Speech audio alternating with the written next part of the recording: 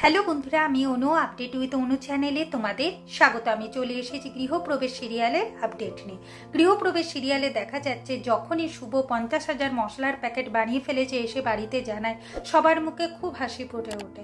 সবাই শুভর প্রশংসা করতে থাকে।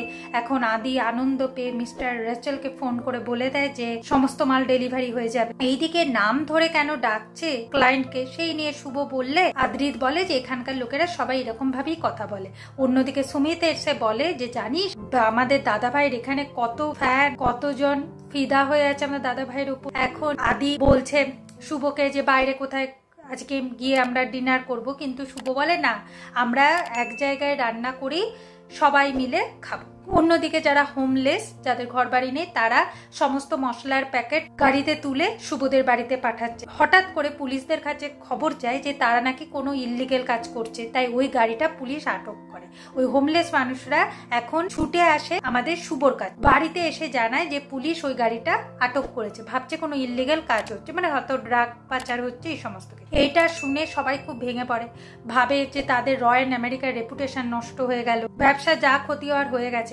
মেজো ছেলে বলে তার ছেলে মেয়ের কি হবে, ছোট ছেলে বলছে তার ছেলে মেয়ের কি হবে, তাদেরই বা কিভাবে চলবে। সমস্ত কিছু আদির জন্য হয়েছে।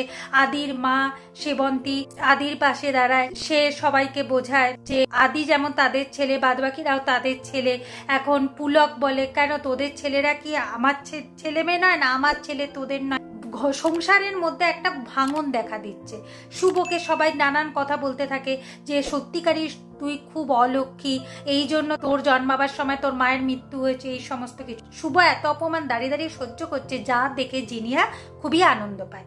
আগামী পর্বে দেখা যাচ্ছে যে শুভর জন্য রয়্যাল আমেরিকার সম্মান বেঁচে যায়, এমনকি মালও ডেলিভারি হচ্ছে, সেটা আবার শুভর জন্য। এরপর জিনিয়া শুভকে কনগ্রেচুলেশনস বলে থ্যাংক ইউ, তুমি এই বিপদে এদের পাশে দাঁড়িয়েছো। শুভ বলে সেই তো করেছি, কিন্তু তোমার আসল রূপটা সবার সামনে দেখিয়ে দিই।